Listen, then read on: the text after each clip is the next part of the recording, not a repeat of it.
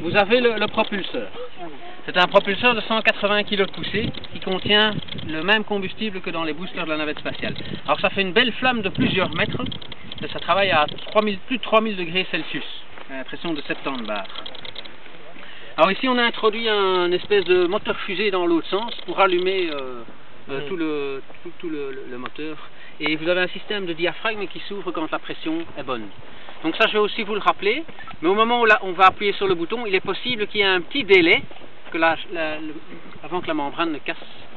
Sur cette membrane-ci d'ailleurs, il y a 1 tonne 450 kg de pression sur cette surface. Alors dans ce segment-ci, vous avez le système de parachutage du premier étage. Alors, la séparation, je l'ai mis assez bas, je l'ai mis à 450 mètres d'altitude, de manière à ce qu'on la voie bien. Ce que vous allez voir, en fait, si ça se sépare, ça se sépare.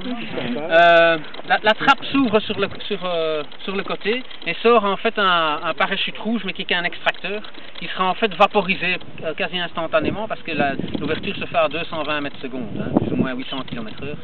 Donc, mais derrière sort un parachute, un ballon, en fait, qui fait 80 cm de diamètre, qui lui est fait en Kevlar pour tenir des chocs pareils. Donc en fait le parachute rouge qui sera en miettes ne sert qu'à sortir le ballon du premier étage. Le premier étage tombe, pas trop loin, il y a un système de localisation au sol qui se met en route avec un beeper, quoi, hein. Normalement ça tombe en général à 200-300 mètres, pas plus loin. Alors pendant ce temps-là, le corps central, qu'est-ce que je raconte, le corps donc du deuxième étage continue. Bon, n'espérez pas en fait voir ça jusqu'à l'apogée parce que ça monte à 2450 mètres. Pour vous situer, les nuages qui sont là sont à peu près à 700-800 mètres, pas plus haut. Hein. 2400 mètres, c'est l'avion. Ouais.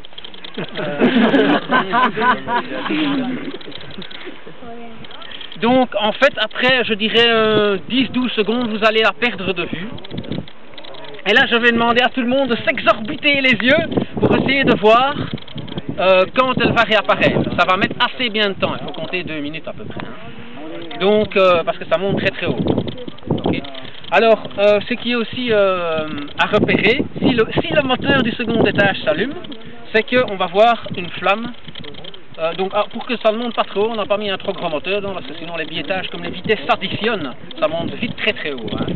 Donc en fait dans ce moteur-ci, la flamme ne fait qu'1,50 m à l'arrière. Donc on verra, j'espère, une belle flamme derrière l'allumage. Mais par contre, ce que vous entendrez certainement, c'est parce que la séparation se fait avec un boulon explosif, donc il y aura une détonation pour la séparation des étages.